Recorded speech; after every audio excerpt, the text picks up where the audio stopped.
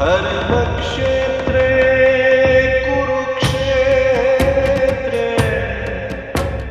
समवेतायुयुत्सवः।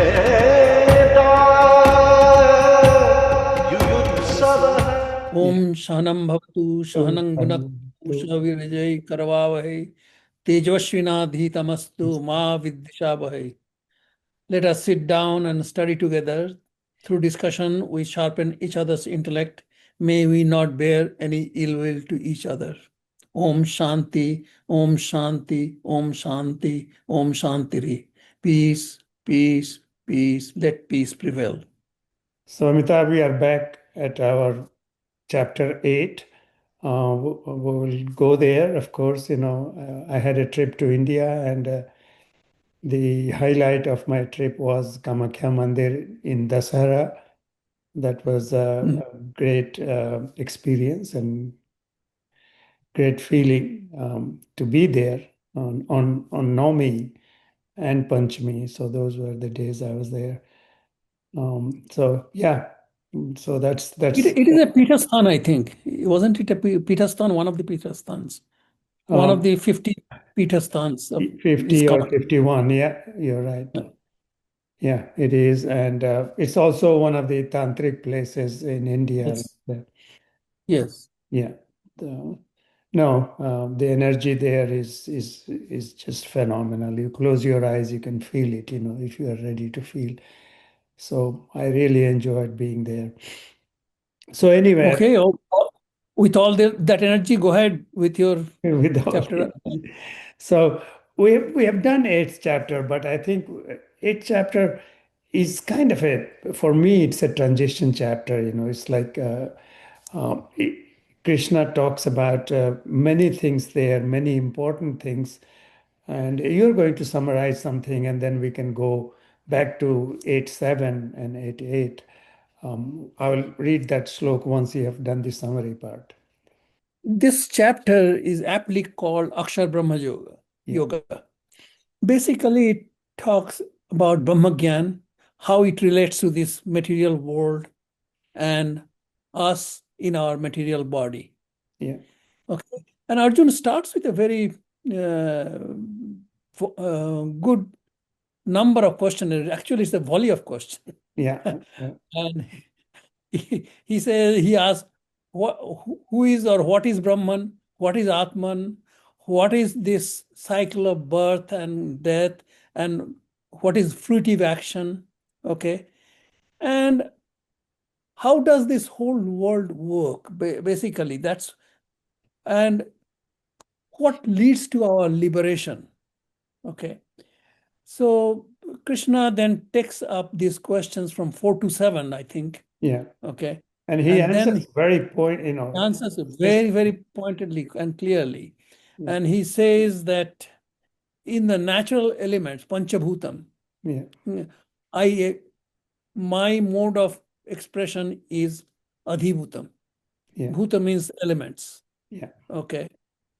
In the supernatural being, deities, demigods, okay, planets, all these things, my mode of expression is called Adhidaivam. Yeah. My mode of expression, or the Brahman's mode of expression into a human body, is Atman. Yeah. Okay. He says also it is the karma that determines the period and the cycle of birth and death. Yeah. And then he also mentions that he, as a metaphor of Brahman, what is within him and makes him function, and his whole realm is Adhiyagyam. Right. Okay. He very succinctly presents that. Yeah. And later on, he gives the definitions of each of them. yes. So that is the Gyan side of eighth chapter. There is a lot of knowledge in there for understanding. But also something fascinating is the one day of Brahma. And I was looking at that, and that's fascinating because one Mahayug, each Mahayug has got these 4 yugas, and somebody has done a calculation, and they feel that it is 4.32 billion years. It's like how the calculation you can come to.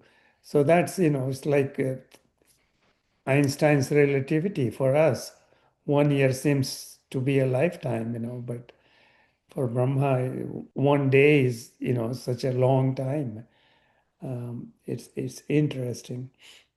Krishna presents this Brahma's day and night. Yeah, Yeah, okay, I'll go into that in little detail to describe yeah, that during the night of Brahma or the involution period of this universe, yeah. when the universe involutes, all the material world, Dissolve. everything is all involutes and absorbed and it stops its existence. Yeah, Okay.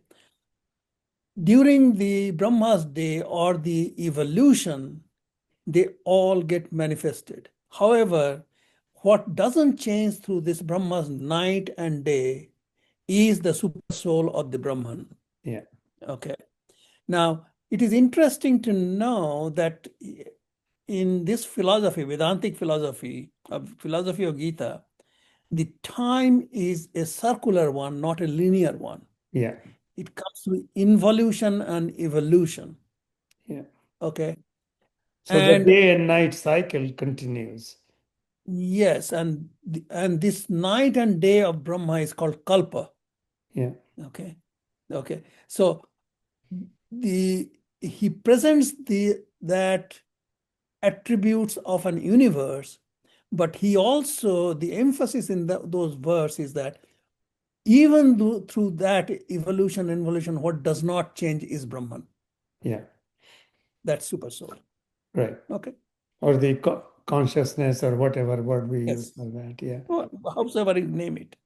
Yeah. So that brings me back to the practical side. And when we talk of practical side, I want to read this, the seventh verse.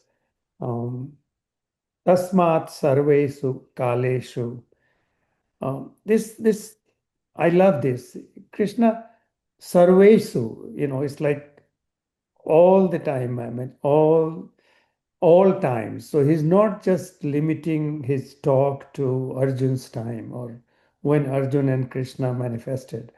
He is saying, it's like forever in future too. So it applies to us, according to me. But he doesn't say sarvesu sthaneshu. So Kal includes the space as well, because the space may change. Like Kurukshetra of Krishna's time may not be the same Kurukshetra now. It may be under the river or so the space is very much tied down to the time. That's, it's like today's physics or metaphysics will say time and space continuum. But Kal is more important in our scriptures or Gita than space. There's no mention, not much mention.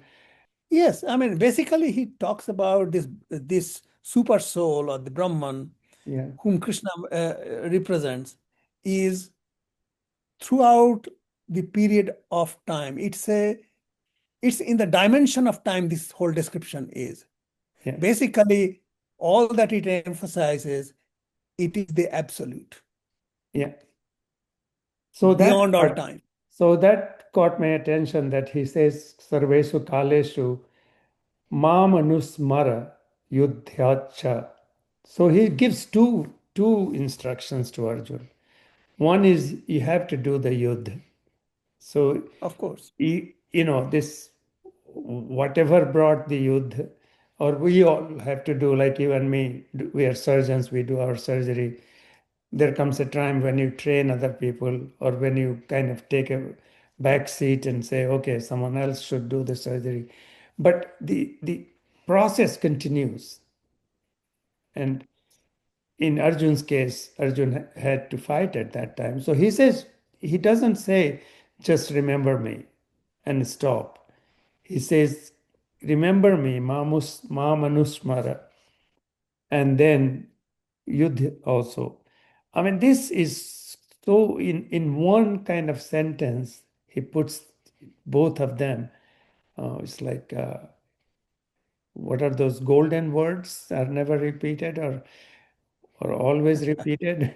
So I mean, these are some of the golden nuggets of Gita, I think. It's like important for us to realize that Krishna, many times in Gita already, 8th chapter, he has asked Arjun to do yudh or do his work. From the previous talks, has got some question in, and he puts these questions in this particular chapter, and how the functioning of us or for Arjun in this world will be done with that knowledge. So the knowledge is at the background, and that what tells us that how we should function and where our focus should be. Okay. So the particular event may be guided by many local condition factors and all that. However, beyond that is a much more global view of those particular events, and there are many other factors. Krishna just stabilizes him through all these transient few temporal events Yeah. with that thought. No, I think you're right. This our mind goes into 200 directions. And he is saying just focus on one thought like Krishna, Mamanusmara, Mama Anusmara. So at least he's focused on one, that's Krishna, and then he's fighting. So those are the Yes. two duties. I mean, he's not worried about what is happening to what is Duryodhan thinking, what is Bhim thinking, what is Bhishma thinking. I mean, those are the common things. I mean, strategy, yes, you should have a good strategy. But if you are always, entangled into multiple thoughts, and this way, just focus on one thing, and that also focus on, like Krishna is depicts like Brahma or whatever word you want to say. Then he says, Maya arpit mano buddhir. So man and buddhi both focus on me, because those are the two things that kind of try to wander away. That's what normally happens to all of us, right? And then he says, no sanshaya. I mean, without doubt, you will find me. So, Yes, it's about that conviction. yeah, so what is the purpose in our life? I mean, that is one thing, we all want to know what is our purpose. It's like performing your karma. Is that all our purpose is? Or we want to get to, the Krishna consciousness word or something beyond I mean, what happens when we die? Of course, 8th chapter addresses that. But there is something more you can get to. And that's what I think Krishna is hinting here, that yes, do your karma, you have to do that. That's part of the cosmic design. But there is something more you are here for, the bigger purpose or a higher purpose or a deeper purpose. So the purpose, one is the day-to-day purpose, and the other is the higher purpose. Let's say two. So that higher purpose is what he is asking Arjun to keep in mind as well. Actually, I think we discussed that a little before Yeah, in some chapters before. right, Basically, there is a world order that is set up, right. okay, and that is called cycle, and the functioning that is happening through planets, human beings, everything was called the yajna, Yeah, okay, or this whole karmakand or whole functioning of this universe. right. Now, yes, we are part of that, what you called world order. Yeah, But also important at that time, we realize to understand the divinity within us, yeah, okay? Realizing the Atman, that spark from Brahman that is within us. So that is the revelation, and based on that, this maintenance of world order, okay, becomes a lot more important and lot more global and less selfish. Yeah. Okay, so the two things: realizing the world, we are part of the world order, just like the planets and all those things. And the second is discovering ourselves, Atma Sarup Gyan. Yeah. Yeah. So those are the two things that Krishna kind of hints here, that yes, your purpose is not just to fight. Fighting is a great purpose, and this is what you are here for. And that's what you were saying. It's probably part of the cosmic plan or cosmic design. And then I use the word deeper purpose, which is knowing yourself within, or if you think it's all outside, then higher purpose. But both kind of can be used, depending on how you think, whether it is inside or whether it is, you are all encompassing. It's like Aham Brahmasmi is the outward projection, and the inside. But yes, those are the two things, and in different language here, but that's what he's saying or hinting Arjun, that yes, you have to fight, but you also have to surrender your man and buddhi, or it's like Mai Arpit, Arpit, just surrender it to me. I mean, that's one way of saying that, don't go, stray with your man and buddhi. That's right. But the next one I love because it says Abhyas Yog Yuktena. This Abhyas, I mean, it's like it won't happen just because you want to do it, just, one time kind of thinking that, oh, yes, I'll keep focus on Krishna. Sooner or later, your man will run away with something else, right? Yeah. Abhyasa yoga And yuktena chetasa nanya. Your chetas, your kind of chetana will try to go, so try to not let it go away. Paramam purusham divyam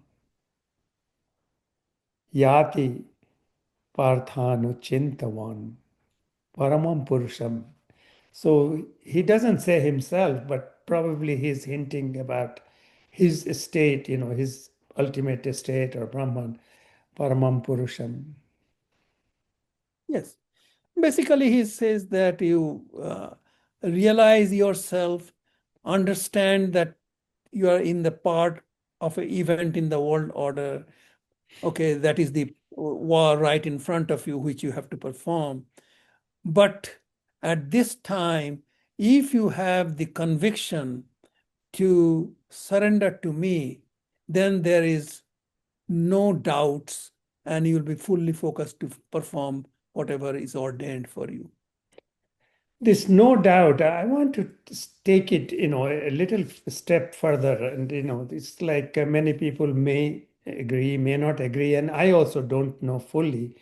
But literally, I mean, what Krishna is saying, I mean, I've been thinking for the last few weeks now, is that we go and do puja and, we want something from it. But the story of Ramakrishna, let me, reiterate his story, and then I can probably relate to what I'm trying to say. So he used to serve as a priest in Dakshineshwar Kali temple, like you know that in Calcutta. Was he in 1850s around that time? 1860s, you may say that, because Ramakrishna died in 1884.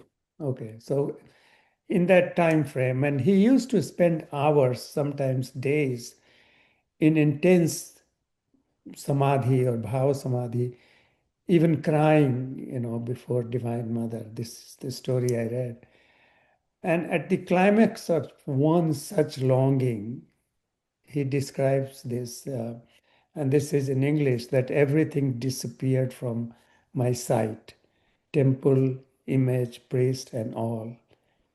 And all that stood in front of me is the boundless, infinite consciousness, sea of bliss, Ma Kali. So this was not abstract for him. He literally saw Ma Kali. And I think Krishna is setting Arjun up for that Virat Roop. It's like he's saying that think of me fully. And, in the verse 14, he said Ananya Bhav. And then Abhyas, and then at some stage, that appearance happens. So when we think of Krishna, we think of Ram, either we are asking for something or we think they are all inside us. We don't literally think that we can meet Krishna in person, and visualize him. I mean, we don't imagine that. But for some people like Prabhu Chaitanya or Ramakrishna, or even in Arjun case, in Gita that we are reading, or Mirabai, it was, for them, it was a real thing that they were looking for and searching for. And how practical it is to look for such intensity, and for us, because for me, if I can, it's like we all want to meet some celebrity, and I have met many of them. But if I have to really meet somebody, if I can think of meeting Krishna or Hanuman or Kali, why will I not do that? Yeah, I mean, basically that is intense concentration. And I also don't know whether uh, it is true, it is scientific truth or not. Yeah. But the point is, it is what we talked about before, Brahma Karma Samadhina, in Mhm. that. So it is basically what is Samadhi is intense concentration in which this whole absolute is revealed. Yeah. Now, it obviously for very, very spiritual people, Yeah. okay, of course, we are far, far away from it. But nevertheless, this concentration, this concept, and the subsequent concentration is the one is the liberating. We will see later on, as he describes in this chapter, the ritualistic worshipping of demigods versus the yogic meditation Yeah. of intense You're time. talking about Nirakar Samadhi. That's right, Nirvikalpa Samadhi. Yeah, Nirvikalp Samadhi. So, yes, ultimately there is no image, but yes, we are far away, but we don't even think it is probable. That is what I was trying to. Exactly. That's Yeah. right. And that's why in this chapter and even previously he said Nishanshaya or Ashanshaya. Yeah. Okay. And that is because as long as there is doubt, that is the biggest hurdle to this kind of concentration. Yeah. I think I was reading about, Aurobindo, some place says the divine meets you according to the measure of your aspiration. So if you don't think it's probable, if you don't think it's possible, you don't even make an effort. Yes, we may be far away, but our effort stays limited to asking for something, or feeling like, oh, I feel good, or I feel the vibrations, I feel the energy, I'm happy. But we don't, it's like we have the same kind of aspiration, you can say it, or you can, it's like Ramakrishna is crying, he wants to meet Makali, or Buddha wants to have that ultimate samadhi, and then he leaves the home. I mean, we don't want to risk anything. You see, that is an important point that you mentioned. Our effort is not 100% unless we have the conviction. Yeah. And that's as long as there is doubt, there'll be always two step forward or one step forward, one step backward. That kind of thing will happen. Okay. So conviction is a kind of a leap of faith which makes our effort 100%. Yeah. But at the same time, this is the beauty of Krishna, Amitabh. He's not telling you to leave the what you are doing. Absolutely not. Yeah, absolutely. He says that. Yeah. He says that do whatever is at your hand, yet you are fully fixated on your conviction and your true nature. Yeah. I mean, Okay. with full respect to Ramakrishna or Mirabai or Mahaprabhu Chaitanya, they were not in the mainstream. But No, they were. Ramakrishna kept Vivekananda in the mainstream as long as, So those are two different paths. I mean, one was Ramakrishna was karma sannyas and Vivekananda was karma yoga. yeah, that's what Arjun kind of, represents, right? Yes. So with this discussion, I mean, this was the main point I wanted to kind of, make sure that eh, I'll come to the, 14th verse, which is Ananya Chetah Satatam Yomam Smarati Nityashah. So he's saying the same thing, Ananya Cheta. It's like it is, as you said, conviction. I mean, complete conviction. Ye mam smarati, those who kind of remember me. Nityasha. So that's, comes again the abhyas. Tasyaham sulabha partha. This sounds so deceptive though. Sulabh. For them, for him, I'm easy to get.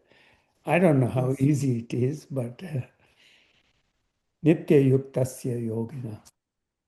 Actually, the most most difficult part is the conviction. Yeah, I think Yeah. you're right. So as long as there is no conviction, the effort is not 100%. So that's very, very important. He says all the time, have your conviction for me and proceed. Yeah. Okay. And that's very, very important. He, and I think that is the emphasis of that verse 14. No, I agree. I totally agree. But he also says that have the conviction for your work too. That Of was in course. 8:7. So he Yes, of wants you course. to Because have conviction to both. I mean, that's the beauty of, I think, Krishna. and that's what we discussed. Yeah. Believe in you are part of the world order and Yeah. believe in your true nature and your connection to uh, Atman Brahman relationship. Yeah. And that is yoga, which yoga basically means being in union. I think this is the main important point that we understood ourselves, and we want to share with people who are listening. And I will read it again. Ananya Cheta Satatam Yomam Smarati Nityasha Tasyaham Sulabha Partha Nitya Yuktasya Yogina. And I think the message is loud and clear that have the conviction to your work and conviction to Krishna or any divine power that you want to relate to. Can I add one more point in the Sure. rest of the regarding rest of the chapter? Rest of the chapter talks about ritualistic worship, worship of demigods, and all those things, and the power of yogic meditation. Hmm. Okay, and then he talks about there are different yogis who do. There are people who worship with material desire. They Yeah. go through the dark path and come back, and Mhm. then there are people who do not have any desire, less worshiping, and they go to the enlightened path and they don't come back. Mhm. But what is important beyond these two is Yeah. the yogic meditation, which liberates us from the cycle of life and death in this life. And then he talks about a little bit of yogic meditation Yeah. in the rest of the chapter. Yeah. He gives Uh, the method that we had talked about. method. Yeah. Yes. But the important part is being in yogic meditation in this life for our liberation. Yeah. And That is very, very important. This going beyond birth and death. Yeah. And that's all I had to add. Yeah. No, that's where when he says, think about me and fight, think about me is the portion that will take you beyond life and death or beyond the cycle. And doing your work is important because that is the need of the hour or need of the, of the yuga. Tasyaham sulabha partha nitya yuktasya yogina. सब है मामा का